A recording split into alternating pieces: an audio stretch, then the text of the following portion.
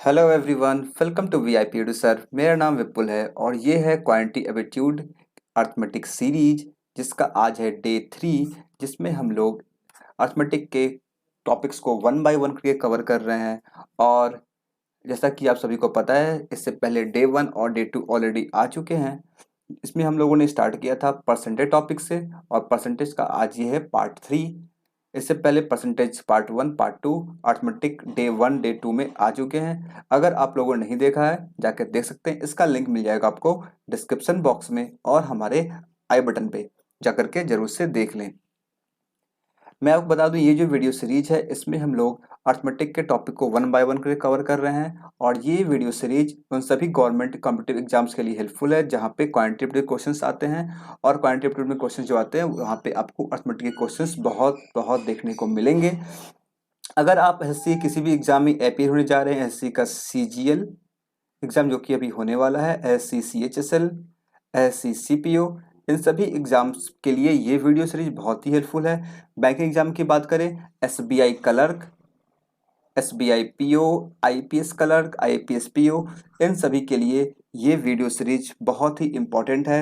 वहीं अगर आरआरबी की बात करें, RRB NTPC, RRB group D, या फिर ऐसे कोई भी गवर्नमेंट एग्जाम जहाँ पे क्वांट का सेक्शंस होता है, उसमें अर्थमेटिक क्वेश्चन पूछे जाते हैं, उन सभी गवर्नमेंट कॉम्पिटिटिव एग्जाम्स के लिए ये वीडियो सीरीज बहुत ही हेल्पफुल होने वाली है। So please subscribe channel and press the bell icon, जिससे आपको नोटिफिकेशंस टाइम पे मिलते रहें।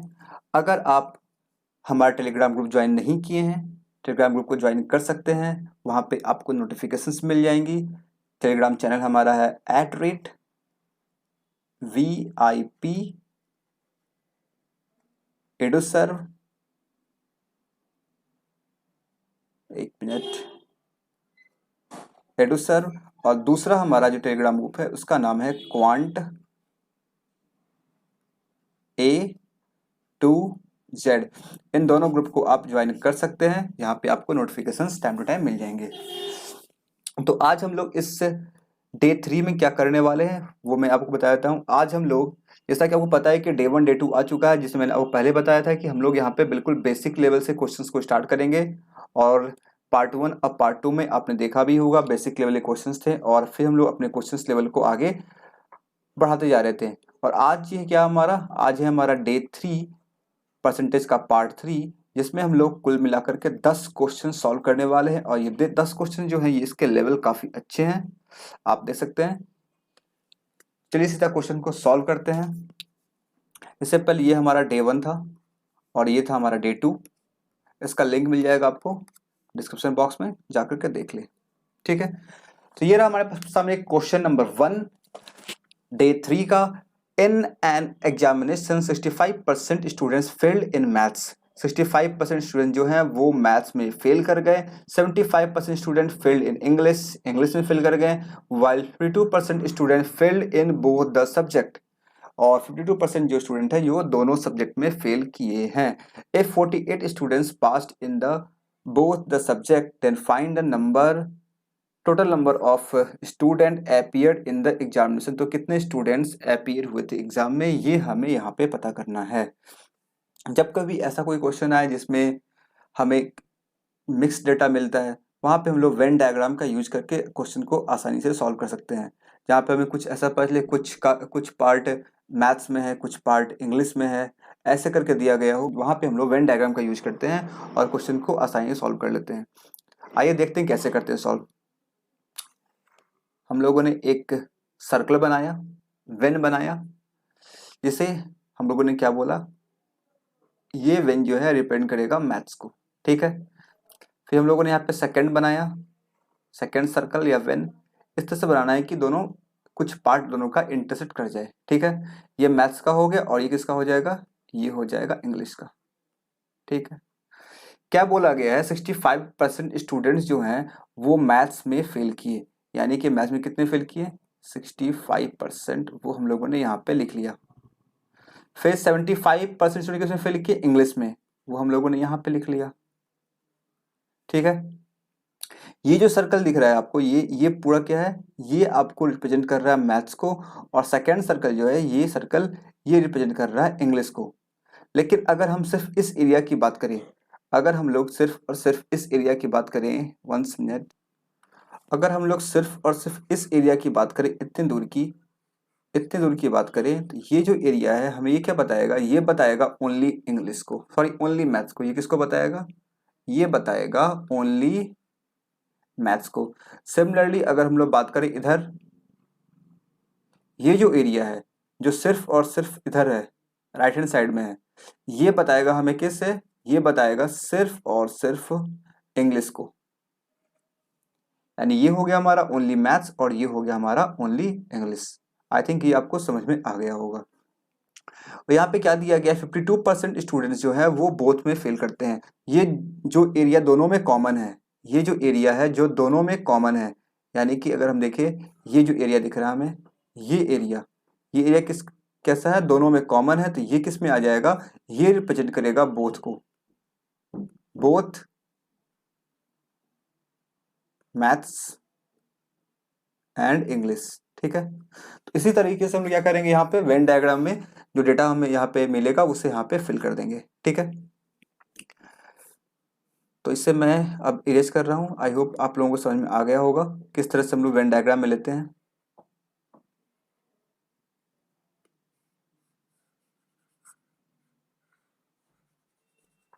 ठीक है, क्या दिया गया है इसमें, 75% स्टूडेंट इंग्लिश, 65 मैथ्स में फेल किए और 52% स्टूडेंट जो है वो दोनों में फेल किए। यानी कि यहाँ पे क्या होगा, इस जगह पे होगा हमारा 52%, यहाँ पे क्या होगा 52%। ठीक है, अगर दोनों में फेल किए हैं 52%, यानी कि दोनों का मतलब क्या होता है, वो स्टूडेंट जो मैथ्स में भी फेल किए होंगे और इंग्लिश में भी फेल किए होंगे, और 65% स्टूडेंट ऐसे हैं जो कि मैथ्स में फेल किए हैं। यानी कि अगर हमें निकालना हो ऐसे स्टूडेंट जो सिर्फ और सिर्फ मैथ्स में फेल किए हों, यानी कि ओनली मैथ्स में जो फेल किए होंगे वो कितने होंगे, 65% टोटल मैथ्स में है, और 52% वैसे हैं जिसमें मैथ्स और इंग्लिश दोनों मिला हुआ है। यानी कि इसे माइनस कर देंगे, कितना आ जाएगा, ये 13%। 13% स्टूडेंट ऐसे हैं जो कि सिर्फ और सिर्फ मैथ्स में फेल किए हैं। फिर अगर बात करें हम लोग इंग्लिश की, इंग्लिश में 75% स्टूडेंट फेल किए और दोनों में 52%। ओनली इंग्लिश निकालना हो तो हम लोग कैसे निकालेंगे, ओनली इंग्लिश के लिए क्या करेंगे हम लोग, 75% में से हम लोग क्या करेंगे, 52% जो दोनों में फेल किए हैं उसे माइनस कर देंगे, हमें क्या मिल जाएगा 23%। यानी कि 23% स्टूडेंट वैसे हैं जो कि सिर्फ और सिर्फ इंग्लिश में फेल किए हैं। हमसे क्या पूछा जा रहा है, इफ 48 स्टूडेंट पास्ड, यहाँ पे पासिंग की बात हो रही है, यानी कि हमें पहले ये निकालना होगा टोटल कितने स्टूडेंट्स फेल हुए, टोटल स्टूडेंट्स फेल्ड।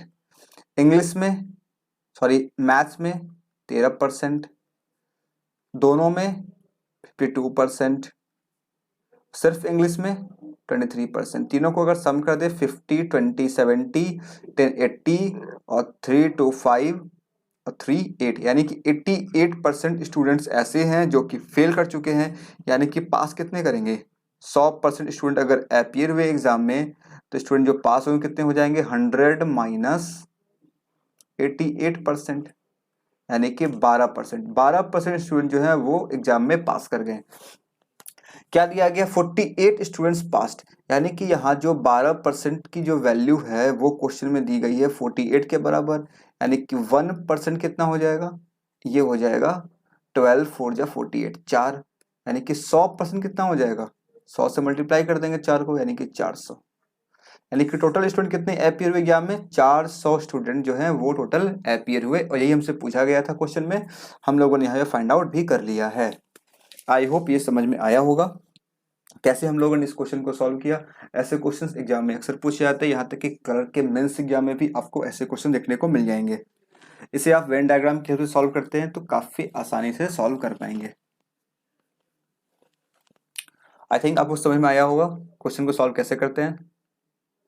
अगर कोई डाउट हो तो आप कमेंट से लेके पूछ सकते हैं। वैसे नेक्स्ट क्वेश्चन जो है वो भी कुछ इसी टाइप का क्वेश्चन है वेन डायग्राम से रिलेटेड, तो आपको वहां पे और इसके कंसेप्ट क्लियर हो जाएंगे। तो ये है क्वेश्चन नंबर 2। क्या दिया गया है, in the every in the group every person takes either tea or coffee or both. अच्छा, एक पर्सन लोग का ग्रुप है जिसमें जो पर्सन लोग हैं क्या क्या करते हैं, वो या तो वो चाय लेते हैं, या तो वो कॉफी लेते हैं, या फिर वो दोनों लेते हैं, चाय भी लेंगे कॉफी भी लेंगे। इफ 72% पर्सन टेक टी, ठीक है, 44% पर्सन टेक कॉफी, ठीक है, 72% लोग क्या लेते हैं, चाय लेते हैं, 44% कितने लेते हैं, वो कॉफी लेते हैं। If there are 192% take tea and coffee, 192% जो है क्या लेते हैं, टी भी लेते हैं और कॉफी भी लेते हैं। Then find the total number of person in the group, तो कितने पर्सन इस ग्रुप में थे ये हमें निकालना है। लास्ट क्वेश्चन के जैसा ही ये भी क्वेश्चन है, आइए इसे सॉल्व करते हैं with the help of Venn diagram. तो हम लोग यहाँ पे दो सर्कल बनाएंगे, ये रहा फर्स्ट और ये रहा हमारा सेकेंड, ठीक है। फर्स्ट सर्कल रिपीट किसे करेगा, एक हो जाएगा हमारा टी और इसे कर देते हैं हम लोग कॉफी, ठीक है। क्या दिया गया, 72% जो है वो टी लेते हैं, ये कितना हो जाएगा 72%। कॉफी कितने लेते हैं, ये हो जाएगा 44%।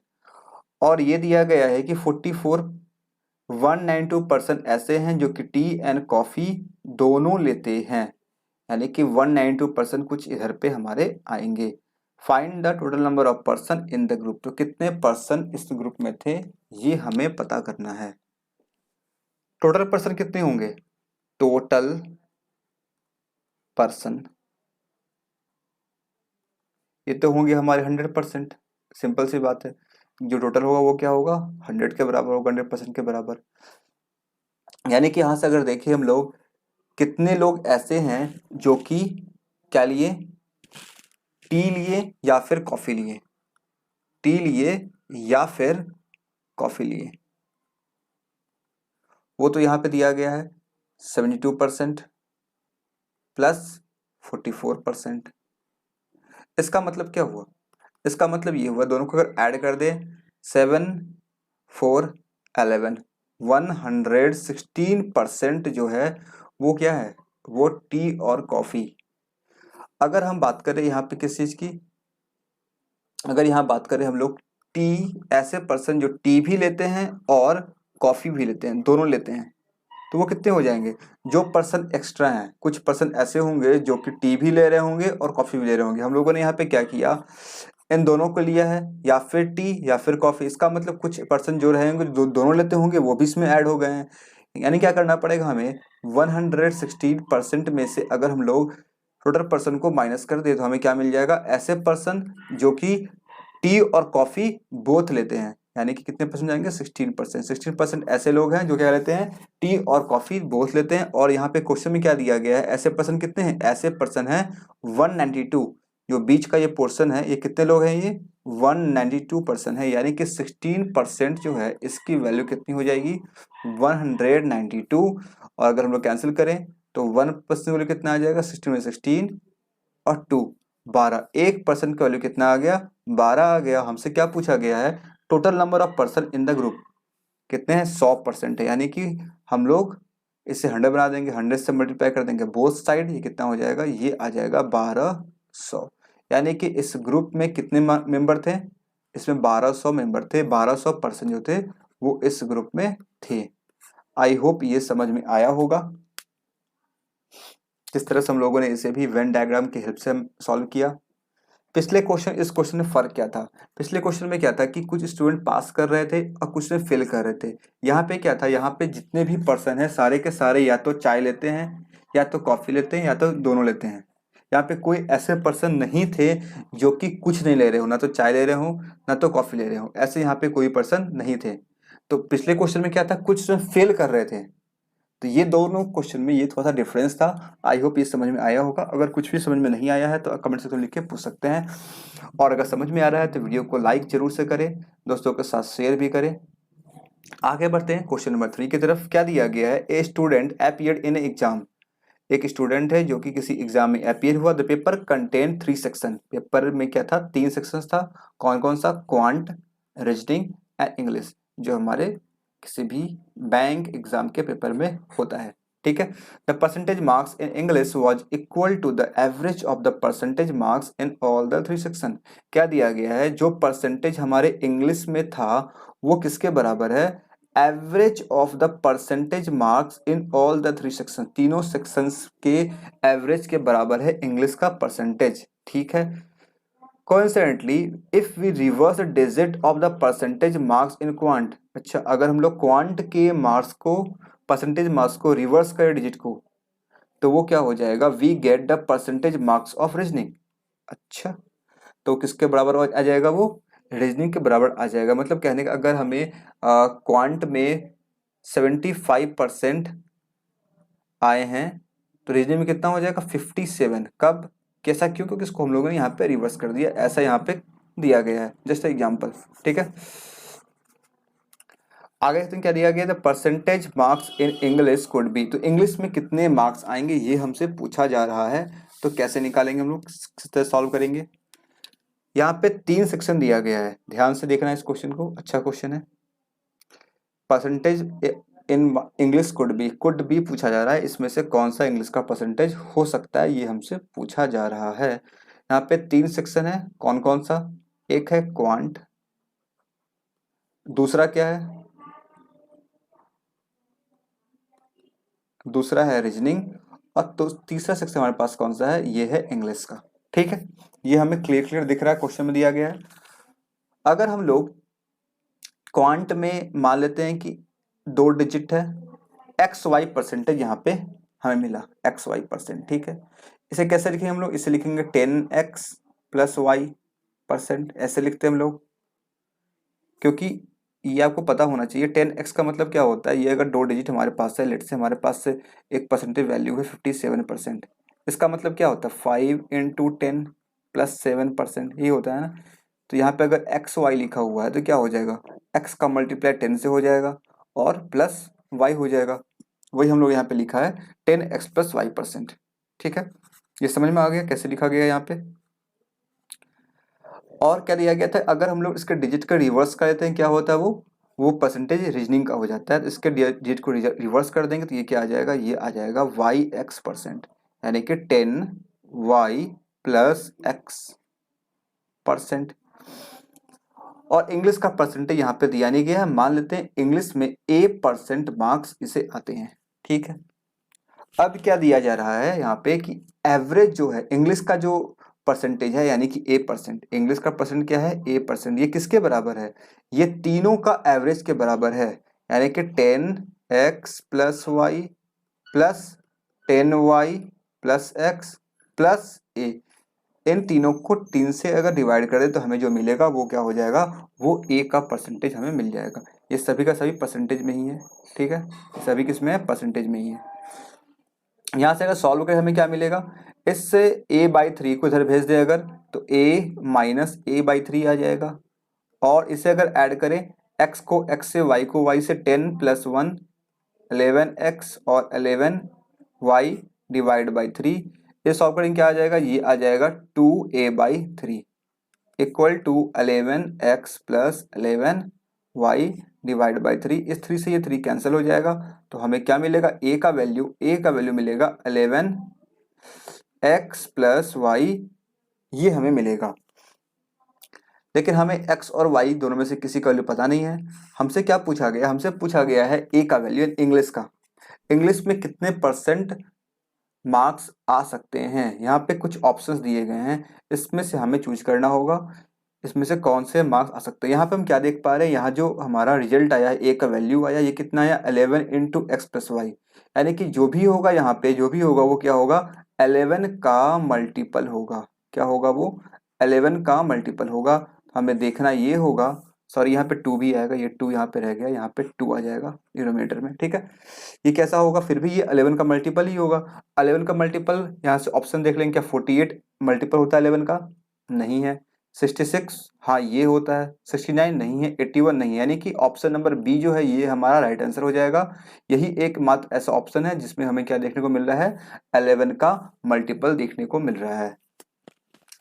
आई होप ये समझ में आया होगा कैसे हम लोगों ने इस क्वेश्चन को सॉल्व किया। अगर कुछ भी प्रॉब्लम हो किसी भी क्वेश्चन में नहीं समझ में आए तो आप कमेंट सेक्शन में लिख के पूछ सकते हैं। वैसे मैं आपको एक बार बता दे रहा हूँ इसमें क्या दिया गया था फिर से। क्वांट, रीजनिंग और इंग्लिश 3 सेक्शन थे एग्जाम के। क्वांट में जो मार्क्स आता है परसेंटेज मार्क्स, उसके डिजिट को अगर रिवर्स कर देंगे तो क्या मिल जाएगा हमें, रीजनिंग का मार्क्स मिल जाएगा। और इंग्लिश के जो परसेंटेज हैं वो किसके बराबर है, तीनों सेक्शंस के एवरेज के बराबर। तो हम लोगों ने क्या किया, क्वांट में लिया XY% यानी 10x+y हो गया। रीजनिंग में क्या लिया हम लोगों ने, रीजनिंग में लिया हम लोगों ने ठीक इसका रिवर्स डिजिट क्वांट का YX%, तो हमें क्या मिल गया 10y+x। और इंग्लिश को हम लोगों ने लेट कर लिया A%। ठीक है, तो हमें दिया गया तीनों का एवरेज, तीनों का एवरेज निकाला हम लोगों ने, इसे सॉल्व किया तो हमें A का जो वैल्यू आया यानी कि इंग्लिश का जो परसेंटेज आया वो क्या आया 11 × x+y/2। यानी कि ये जो भी हमें मिलेगा वो कैसा होगा, ये क्लियर हो रहा है वो क्या होगा, हमारा 11 का मल्टीपल होगा। हमसे यही पूछा गया था कि इंग्लिश का मार्क्स कुड बी, क्या हो सकता है ये पूछा गया था। हम लोग यहाँ से ऑप्शन की हेल्प से क्या की, एलिमिनेट कर लिए। जो ऑप्शन हमारा 11 का मल्टीपल था वो इसका क्या होगा, राइट आंसर होगा। आई होप ये क्वेश्चन क्लियर हुआ होगा। आगे बढ़ते हैं, समझ में आता है तो वीडियो को जरूर से लाइक किया करें। यह है क्वेश्चन नंबर 4। क्या दिया गया इस क्वेश्चन में, एक कंप्यूटर टाइपिस्ट है, type A page with 20 lines in 10 minute. अच्छा, एक टाइपिस्ट है जो क्या करता है 20 लाइन को 10 मिनट में टाइप कर लेता है। But he leaves 8% margin on the left side, लेकिन वो 8% मार्जिन जो है वो लेफ्ट साइड में छोड़ता है। ठीक है, इतना क्लियर हो गया। ये क्वेश्चन में दिया गया, आई क्या दिया गया है, now he has to type 23 page. अब इससे 23 पेज को टाइप करना है जिसमें कितने लाइन्स है, 40 लाइन्स है on each page, which he leave 25% more margin than earlier. जितना पहले मार्जिन छोड़ता था उससे अब 25% ज्यादा मार्जिन ये छोड़ता है।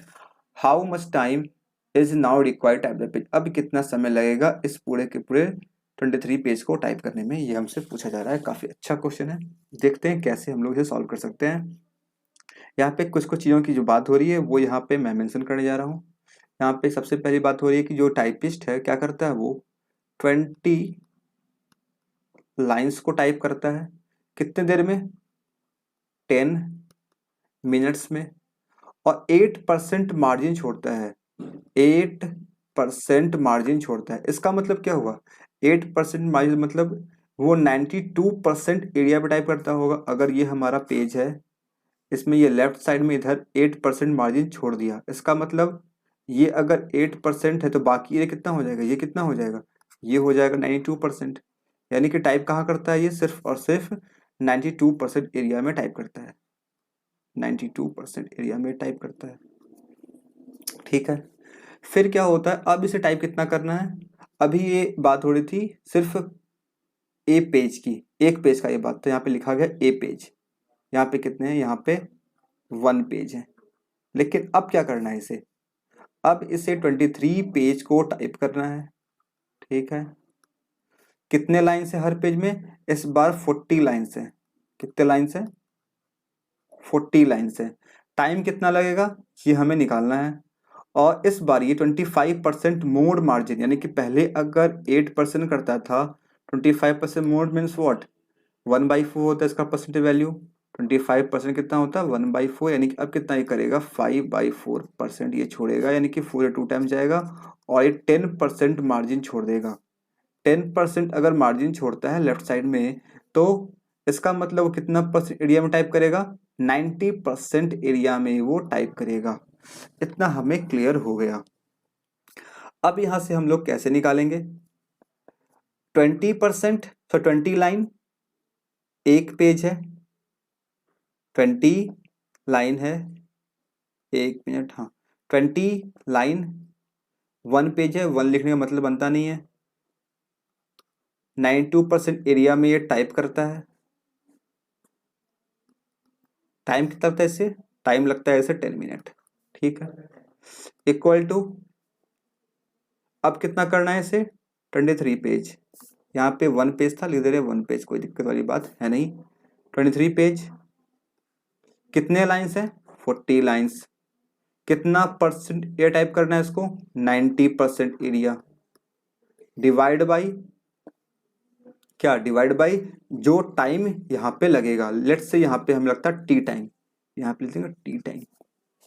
ठीक है, अब इसे हमें सॉल्व करना होगा। सॉल्व जैसे करेंगे हमें टी का वैल्यू मिल जाएगा और ये हमारा क्या होगा, आंसर होगा।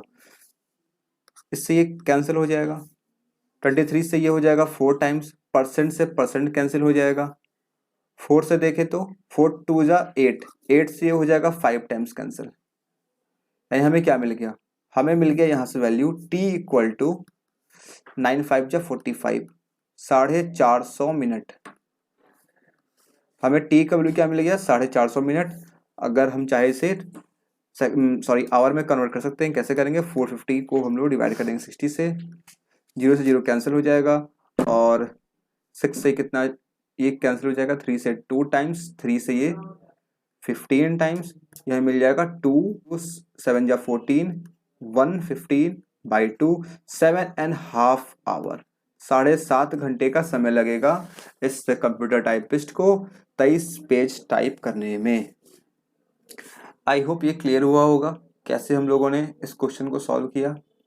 ये थोड़ा सा टाइम एंड वर्क का कंसेप्ट लिया हुआ क्वेश्चन था, लेकिन हम लोगों ने परसेंटेज की हेल्प से ही पूरे क्वेश्चन को सॉल्व कर दिया। ठीक है, कोई डाउट हो तो आप कमेंट से लेके पूछ सकते हैं। वीडियो को लाइक करते रहें। लेते हैं नेक्स्ट क्वेश्चन, क्वेश्चन नंबर 4 के बाद क्वेश्चन नंबर ये है 5। क्या दिया गया क्वेश्चन में, in the half yearly exam, half yearly exam है, only 70% of the student were passed. अच्छा, 70% बच्चे ही पास हुए। Out of these only 60% student, out of this means what, out of this means जो परसेंटेज जो students pass हुए कहाँ पे, हाफ ईयरली एग्जाम में, उसमें से 60% स्टूडेंट जो हैं वो एनुअल एग्जाम में पास होते हैं। Out of those who did not pass the half yearly exam, जो स्टूडेंट हाफ ईयरली एग्जाम में पास नहीं हुए उसके 80% इन द एनुअल एग्जाम में पास हो जाते हैं। 80% जो है वो एनुअल एग्जाम में पास हो जाते हैं। What percent of student pass in the annual exam, तो कितने परसेंट बच्चे एनुअल एग्जाम में पास हुए, ये हमें निकालना है। एक काम करते हैं हम लोग, जो भी स्टूडेंट हाफ ईयरली एग्जाम में, हाफ ईयरली एग्जाम में जो भी स्टूडेंट अपीयर्ड हुए वो हम मान लेते हैं कितना, 100%। ठीक है, इसमें से क्या हुआ, 70% स्टूडेंट पास कर गए, 70%, 70%, एक मिनट सॉरी, हाँ 70% स्टूडेंट जो है वो क्या कर गए, वो पास कर गए। कौन सा एग्जाम, हाफ ईयरली एग्जाम पास कर गए। यानी कि 30% बच्चे जो होंगे वो क्या हो गए, वो फेल हो गए। ठीक है, फिर क्या दिया जा रहा है, ये जो बच्चे पास हुए उसके 60% जो हैं वो एनुअल एग्जाम में पास कर गए। यानी कि इस 70% का 60%, 70% का 60% कितना हो जाएगा, 42, 42% बच्चे जो हैं वो क्या हो गए, वो एनुअल एग्जाम पास कर गए, पास्ड एनुअल एग्जाम। फिर क्या दिया जा रहा है, out of those who did not pass, जो बच्चे हाफ ईयरली एग्जाम पास नहीं किए थे वो कौन है, वो ये रहे हमारे 30% बच्चे, उसके 80% एनुअल एग्जाम पास कर गए। इसका 80%, 30% का 80%, 30% इंटू 80%, परसेंट से 2 जीरो कैंसिल हो जाएगा, क्या मिलेगा, 24%। एंड 24% जो है ये भी क्या है, ये भी एनुअल एग्जाम को पास कर गए, पास्ड एनुअल एग्जाम। क्या पूछा है हमसे, what percent of students pass the annual exam, कितने परसेंट बच्चे एनुअल एग्जाम पास किए हैं। तो हम लोग यहाँ से देख लेंगे कौन कौन से बच्चे जो पास किए हैं। ये रहा हमारा पास वाले बच्चे और ये रहे हमारे पास वाले बच्चे, दोनों का वैल्यू परसेंटेज में ही, दोनों को सिंपल ऐड कर देंगे, कितना आ जाएगा, 4 2 6, 66, 66% स्टूडेंट जो हैं वो क्या हो गए, वो एनुअल एग्जाम को पास कर लिए। आई होप ये समझ में आया होगा कैसे मैंने इस क्वेश्चन को सॉल्व किया। इस तरीके से आप सॉल्व करते हैं, ऐसे क्वेश्चन को आसानी से सॉल्व कर पाएंगे।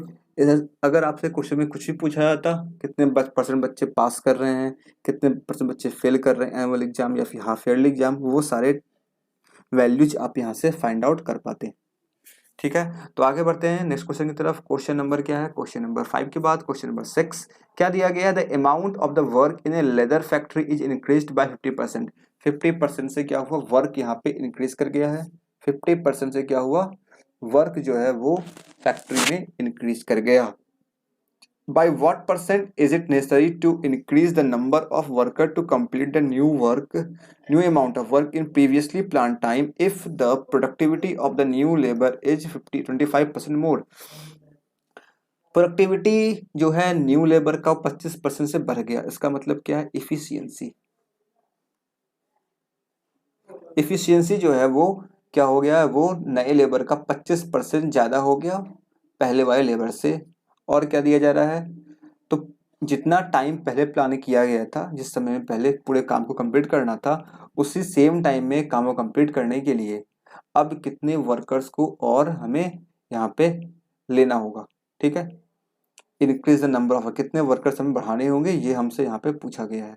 देखिए ये क्वेश्चन जो है ये थोड़ा सा टाइम वर्क का क्वेश्चन है, परसेंटेज का कंसेप्ट है टाइम वर्क का। देखिए होता क्या है कि परसेंटेज का यूज मैंने आपको पहले ही बताया था, हर एक टॉपिक में देखने को मिलेगा। Profit loss, time and work, speed, distance and time, हर जगह आपको इसके यूजेस आपको देखने को मिलेंगे। और जो एग्जाम में जो अच्छे लेवल के क्वेश्चंस आते हैं वो डायरेक्ट प्योर परसेंटेज क्वेश्चन नहीं होते हैं, वहाँ पे परसेंटेज के साथ साथ किसी और कंसेप्ट को भी वहाँ पे यूज किया जाता है।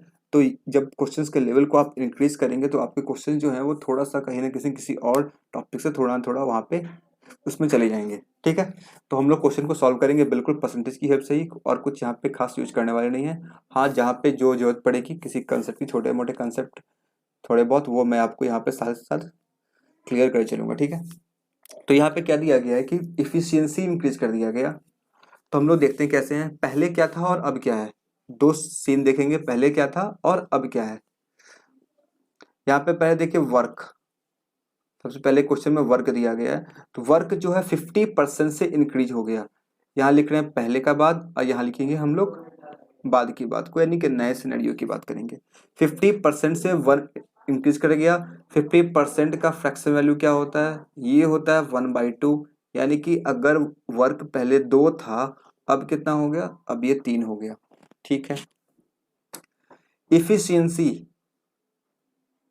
इफिशियंसी जो है वो पहले क्या था, जो भी था वो 25% बढ़ गया। 25% का मतलब क्या होता है, 25% का फ्रैक्शन होता है 1/4, यानी कि पहले अगर 4 था तो अब कितना हो गया, अब 5 हो गया। किसका, जो नए लेबर्स यहाँ पे नए वर्कर्स जो ऐड हुए हैं उनका। बाकी जो थे उनका वही रहेगा, जो 4 था इफिशियंसी वही रहेगा, बाकी जो नए आएंगे उनका 25% इफिशियंसी बढ़ जाएगा। ठीक है, यहाँ पे साफ साफ लिखा गया है न्यू लेबर के बारे में। ठीक है, और अगर बात करें हम लोग वर्क की, वर्क तो हो गया, कितने वर्कर्स थे, वर्कर कितने थे, तो वर्कर की बात करें हम लोग, तो वर्कर यहाँ पे दिया गया है नहीं। तो मान लेते हैं कि पहले जो रहे होंगे वो रहे होंगे 100 वर्कर, और अब कितने वर्कर हैं, अब कुछ वर्कर बढ़ गए, तो मान लेते हैं पहले 100 थे, अब इसमें एक्स वर्कर जो है वो ऐड हो गए। ठीक है, एक्स वर्कर कौन है, जो नए वर्कर ऐड हुए हैं, वही हमें निकालना है, वही हमें फाइंड आउट करना है इस क्वेश्चन में, कितने नए वर्कर यहाँ पे इंक्रीज किए गए, कितने नए वर्कर यहाँ पे ऐड हुए हैं। ठीक है, अब यहाँ से क्या होता है हमारा, अगर हम देखें तो जो भी हमारा इफिशियंसी है, इफिशियंसी में अगर हम लोग वर्कर्स को मल्टीप्लाई कर दे तो हमें क्या मिल जाता है, वर्कर को मल्टीप्लाई कर दे तो हमें क्या मिलता है, हमें मिलता है वर्क। अगर हम लोग इफिशियंसी में मल्टीप्लाई कर दे किस चीज का, वर्कर्स का, तो हमें क्या मिल जाएगा, हमें वर्क मिल जाएगा। ठीक है, तो इसका यूज यहाँ पे करेंगे हम लोग। इफिशियंसी पहले क्या था, पहले था 4, वर्क कितने थे, वर्क कितने थे 100, और वर्क कितना था, वर्क 2 था, इसे देंगे हम लोग डिनोमिनेटर में, इक्वल टू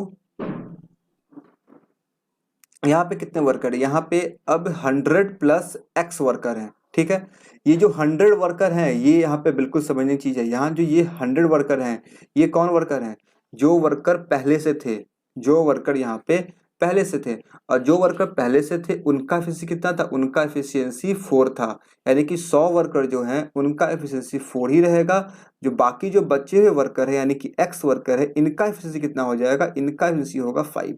नए वर्कर का एफिशिएंसी जो है वो 25% बढ़ा है, ये क्लियरली मेंशन यहाँ पे किया गया है। अगर आप पूरे के पूरे एफिशिएंसी को इंक्रीज कर देंगे तो जो क्वेश्चन में दिया गया है वो यहाँ पे नहीं हो पाएगा, वो कंडीशन फॉलो नहीं हो पाएगा। तो जो नए वर्कर है उनकी एफिशिएंसी उसी वजह से बढ़ाना है हमें, यानी कि x+5 डिवाइड बाई कितने वर्क है यहाँ पे वर्क भी बढ़ चुका है, यानी कि वर्क हो जाएगा यहाँ पे 3। ठीक है, अब इसे सॉल्व करना है। सॉल्व कैसे करेंगे हम लोग, यहाँ से देखिए 2 से तो ये 2 कैंसिल हो जाएगा, ये 200 हो गया। ठीक है, ये 200 हो गया, ये हो जाएगा हमारा 400, ये हो गया 200, ये हो जाएगा 400/3, और ये कितना हो जाएगा 5x/3। ठीक है, इससे अगर इधर भेज दें तो कितना हो जाएगा, ये इससे अगर इधर भेज दें कितना हो जाएगा 5x/3 इक्वल टू, ये 600 में 4 से जाएगा 200/3, 3 से 3 कैंसिल हो जाएगा, 5 से ये हो जाएगा 40 टाइम्स कैंसिल, यानी कि x का वैल्यू कितना आ गया, x का वैल्यू आ गया 40। हमसे पूछा क्या गया था, कितने नए वर्कर यहाँ पे ऐड किए जाएंगे, तो वो कितने हैं, वो हैं 40 वर्कर, यानी कि 40 नए वर्कर यहाँ पे ऐड किए जाएंगे। ये है आपका राइट आंसर। आई होप ये क्वेश्चन भी समझ में आया होगा। एक बार मैं रिपीट कर दे रहा हूँ, क्या दिया गया था यहाँ पे, अमाउंट दिया गया था वर्क का जो कि किसी फैक्ट्री में 50% से इंक्रीज हो गया, यानी कि पहले अगर वर्क 2 था अब कितना हो जाएगा, ये 3 हो जाएगा। फिर क्या दिया गया, इफिशियंसी जो है नए वर्कर के, नए लेबर के, जो नए लेबर हैं जो बाद में ऐड किए गए हैं उनका एफिशिएंसी 25% ज़्यादा है, यानी कि पहले अगर एफिशिएंसी 4 था अब कितना हो जाएगा, नए वाले का 5 हो जाएगा। तो जिस टाइम में पहले प्री प्लान काम था, जिस समय कंप्लीट करना था, उसी सेम टाइम में पूरे काम को कंप्लीट करने के लिए हमें कितने नए वर्कर की ज़रूरत होगी वो हमसे पूछा गया था। तो हम लोगों ने इससे टेबल बनाया, और क्या होता है इफिशियंसी इनटू वर्कर, यानी कि नंबर ऑफ पर्सन जो हैं वो उनको अगर उनकी इफिशियंसी से मल्टीप्लाई करते हमें क्या मिल जाएगा, टोटल वर्क मिल जाएगा। इसी को हम लोगों ने यहाँ पे यूज किया, कैसे लिखा, 4, ये रहा 4 इनका इफिशियंसी इंटू 100।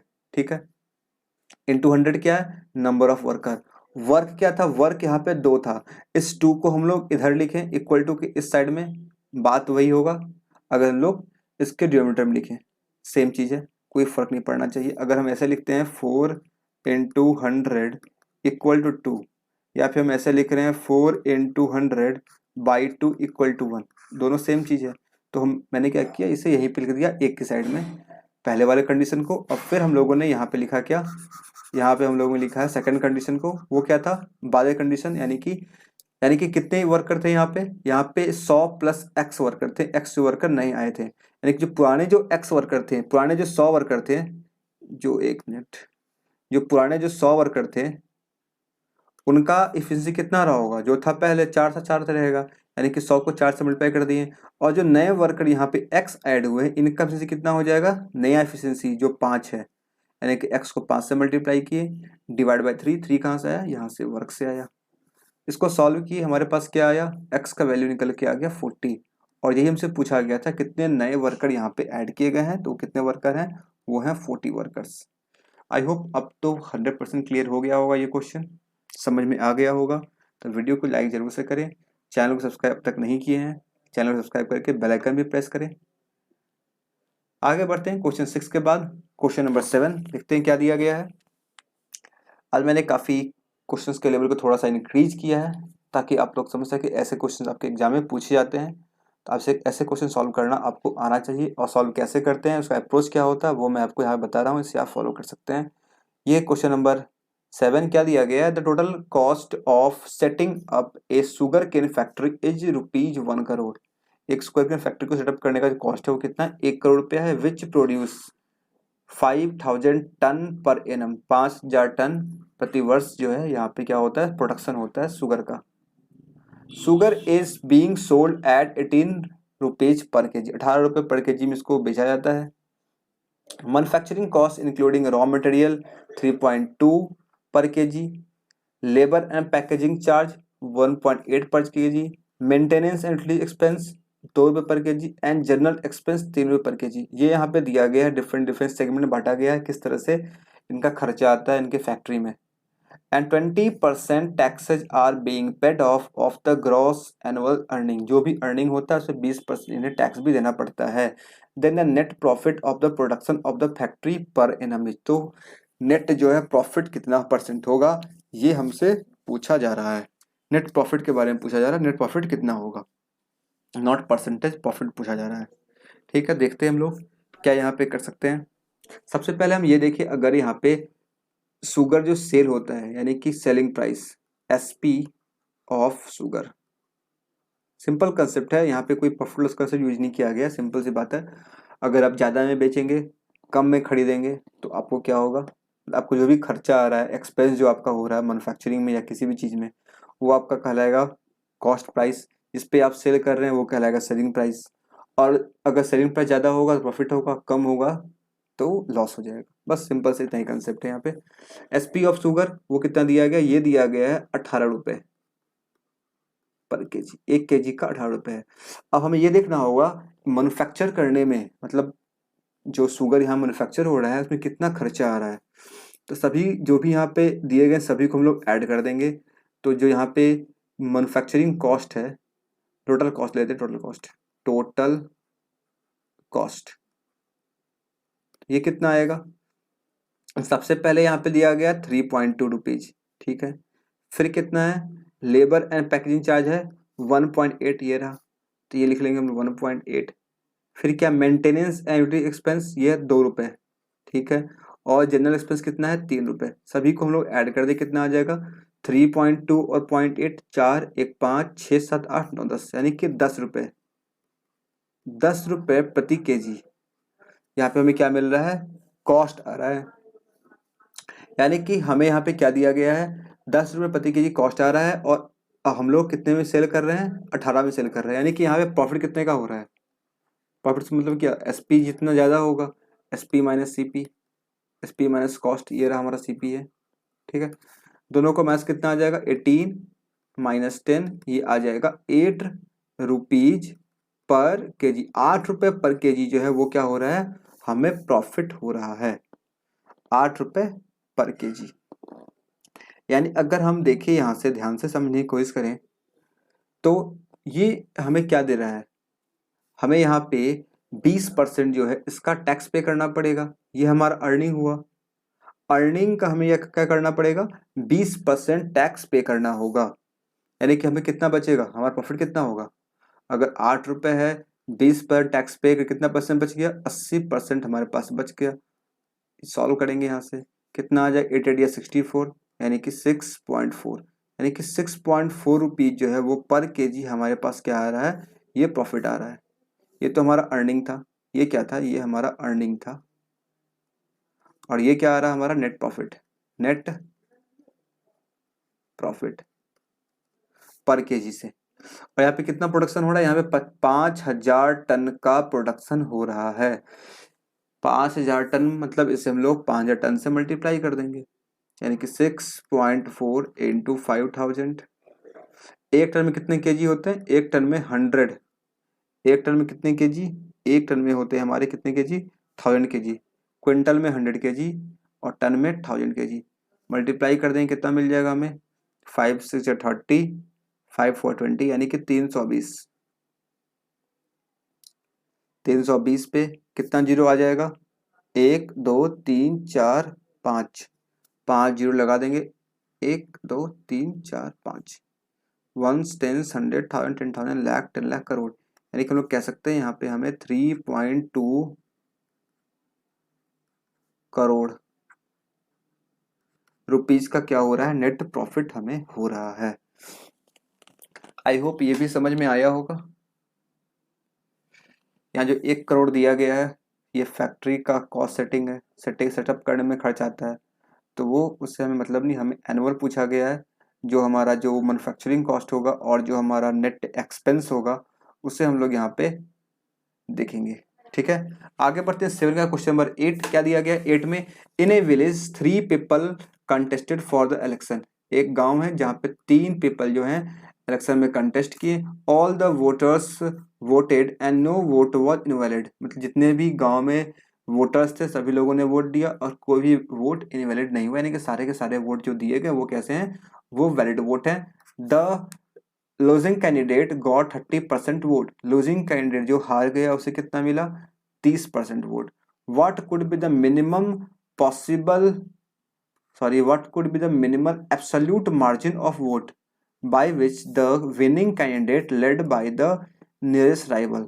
तीन लोग हैं, ऑब्वियस एक को सबसे कम मिलेगा, फिर सेकंड को उससे ज़्यादा, थर्ड को सबसे ज़्यादा, जिसको सबसे ज़्यादा मिलेगा वो कौन होगा, वो जीत जाएगा। उसके कम जो मिलेगा वो कौन होगा, उसका नियरेस्ट राइवल होगा। तो ये बोल रहा है कि कितना एब्सोल्यूट मार्जिन होगा वोट में, कम से कम मिनिमम कितना हो सकता है, ये पूछा जा रहा है हमसे। If each candidate got an integral percent of vote, अगर सभी को, तीनों कैंडिडेट को एक मतलब इंटीग्रल वैल्यू मिला है वोट का, मतलब कोई भी फ्रैक्शन वैल्यू पॉइंट में परसेंटेज हमें नहीं मिला है। देखिए अगर हमारे पास ये फर्स्ट कैंडिडेट है, ये सेकंड कैंडिडेट, और ये हमारे पास कौन है, थर्ड कैंडिडेट। थर्ड कैंडिडेट को कितना मिला था, 30% मिला था, और ये हार गया था, सबसे कम इसको मिला था, उसके बाद इसको, उसके बाद ये तो हमारा विनर है।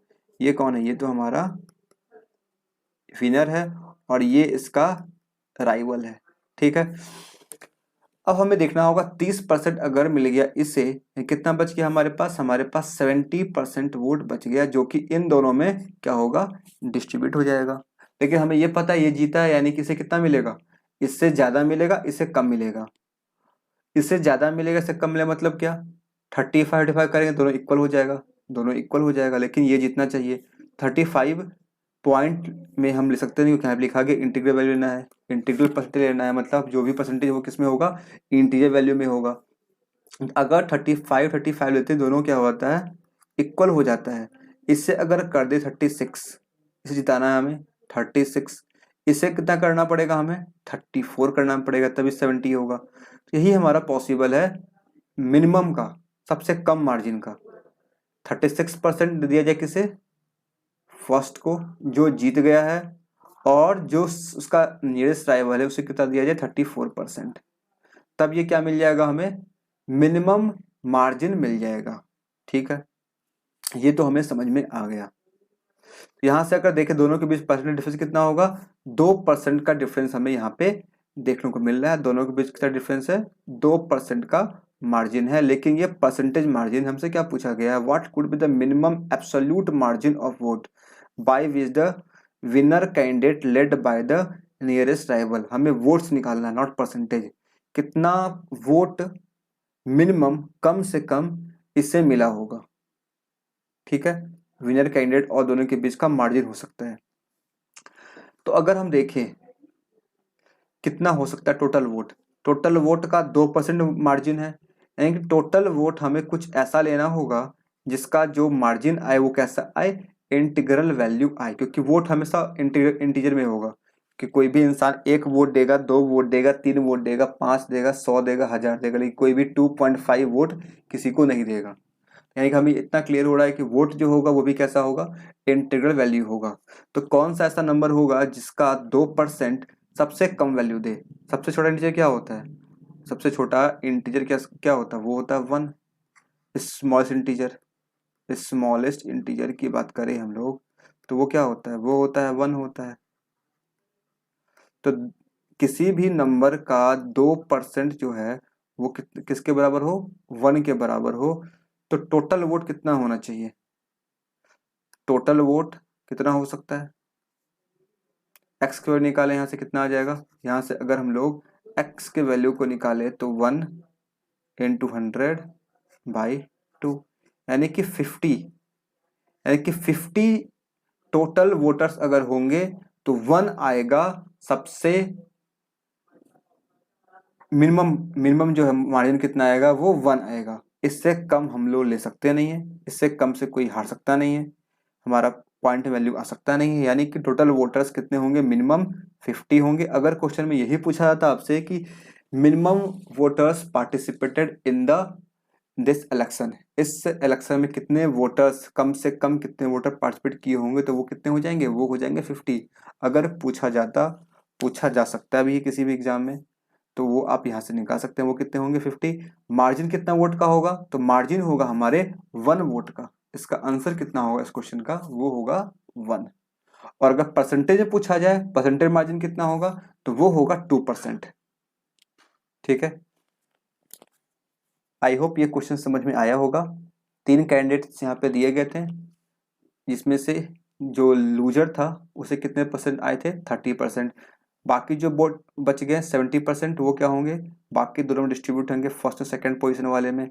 फर्स्ट पोजीशन वाले को अगर दे 36%, तो सर कितना देना पड़ेगा 34%, तो हमारे पास 2% का मिलेगा। इससे कम हम लोग परसेंट यहाँ पे नहीं कर सकते, क्योंकि क्या दिया गया है, जो परसेंटेज का जो डिस्ट्रीब्यूशन है वो भी कैसा है, इंटीग्रल वैल्यू में ही होना चाहिए। ठीक है, हमसे पूछा गया कि कितने मिनिमम मार्जिन जो इन दोनों के बीच मिलेगा, विनर और राइवल के बीच में। तो परसेंटेज में 2% आ रहा है, तो मिनिमम इंटीग्रल क्या होता है हमारा, 1 होता है। 1 होने के लिए हमारे पास जो टोटल वोटर्स कितने हैं वो भी इंटीग्रल में होने चाहिए, तो वो कितने हो सकते हैं, वो 50 हो सकते हैं। 50 सेटिस्फाई कर रहा है, ये भी एक इंटीजर है। और 1 जो है ये क्या हो जाएगा, minimum absolute margin of vote दोनों कैंडिडेट के बीच में। आई होप ये समझ में आया होगा। आगे बढ़ते हैं क्वेश्चन 8 के बाद। क्वेश्चन 9 क्या दिया गया है, ए 2 डिजिट नंबर, 2 डिजिट नंबर है, when reversed become 20% greater than the original. 2 digit number है, उसे रिवर्स कर दिया गया तो क्या हो गया, वो ओरिजिनल नंबर से 20% ज्यादा हो गया। By how much percent is the unit place digit lesser than the tens place digit. ठीक है, तो यूनिट प्लेस डिजिट जो है वो 10 से कितना ज्यादा है, कितना कम है, ये हमसे पूछा जा रहा है। तो मान लेते हैं हमारे पास जो 2 डिजिट नंबर है, 2 डिजिट नंबर है, वो क्या है, एक्स वाई। इसे लिखते कैसे हम लोग, इसे लिखते हम लोग कुछ ऐसे, इसे लिखते हम लोग कैसे, 10x प्लस वाई लिखते हैं, है ना, इसे हम लोग ऐसे लिखते हैं। तो पहले क्या था हमारा, 10x प्लस वाई था, बाद में क्या हो जाएगा, रिवर्स। और जब रिवर्स हो जाएगा तो ये कैसा हो जाएगा, ये हो जाएगा वाई एक्स, ये कैसा हो जाएगा वाई एक्स। इसे कैसे लिखेंगे हम लोग, इसे लिखेंगे हम लोग 10y प्लस एक्स, ऐसे लिखेंगे। और ये दिया जा रहा है यहाँ पे कि जब रिवर्स हो जाता है तो ये ओरिजिनल से 20% ज़्यादा हो जाता है। यानी कि पहले क्या था, पहले था 10x प्लस वाई, इसका 20% ज़्यादा मीन्स व्हाट, इसका 6/5। किससे, तो क्या मिलेगा हमें, हमें मिलेगा नया नंबर रिवर्स होने के बाद, यानी कि 10y प्लस एक्स। ये सॉल्व करेगा तो क्या मिलेगा हमें, यहाँ से देखें, 5 से 2 बार में कट जाएगा, और 6 दूना कितना हो जाएगा 12, 12x यहाँ से मिल जाएगा। इससे अगर मल्टीप्लाई करें तो हमें क्या मिल जाएगा 6y, ये कितना मिल जाएगा 6y/5, ये तो कैंसिल नहीं होगा। इधर क्या है 10y प्लस एक्स, एक्स को इधर भेज देते हैं, ये क्या हो जाएगा, ये हो जाएगा 11x। इस इधर भेज दे क्या मिल जाएगा, ये कितना आ जाएगा 10y माइनस 6y/5, तो ये हो जाएगा 50 माइनस 6, 50 में से 6 को माइनस करेंगे हमें क्या मिलेगा, एक मिनट, ये कितना आ जाएगा, ये आ जाएगा 10 में से हम लोग अगर माइनस करें 6/5 को, ये जाए 50 में 6 जाएगा, यानी कि ये बचेगा हमारे पास 44y/5, यानी कि 11x इक्वल टू, इसे कैंसिल करके कितना आ जाएगा 5 8 जा 40, और 5 8 जा 48.8y। ये तो कैंसिल हो सकता है 11 से, यानी कि x का वैल्यू क्या मिल जाएगा हमें, ये मिल जाएगा 0.8y। क्या पूछा गया था, हमसे पूछा गया था यूनिट प्लेस का जो डिजिट है वो कितना लेस है टेंस प्लेस के डिजिट से। ठीक है, यूनिट प्लेस क्या है हमारा, यूनिट प्लेस है y, और टेंस प्लेस क्या है, क्या हमारा, वो है x। यानी कि इसे हम लोग ऐसे लिखे, अगर इसे y इक्वल टू ये कितना आ जाएगा x डिवाइड बाई 0.8, यानी कि 10x/8, कैंसिल करें ये कितना मिल जाएगा, ये आ जाएगा ये तो हो जाएगा पहले 4, ये हो जाएगा 5, कैंसिल करेंगे तो y का वैल्यू जो है वो कितना आ जाएगा ये आ जाएगा 4 से कैंसिल करेंगे तो 5 का आधा 2.5, 5 का आधा 2.5, उसका आधा 1.25, यानी कि 1.25x। हमसे यही पूछा गया है यूनिट प्लेस जो है यानी कि y, ये जो y दिख रहा है हमें, ये इसका कितना परसेंट है। एक काम करेगा, दोनों साइड 100 से मल्टीप्लाई कर दें, हमें क्लियर दिख जाएगा।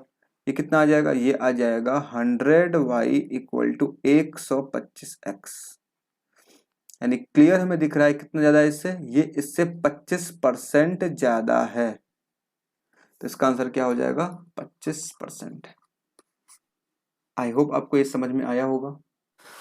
आगे लेते हैं हम लोग नेक्स्ट क्वेश्चन, क्वेश्चन नंबर 10, जो कि है आज के सेशन का लास्ट क्वेश्चन।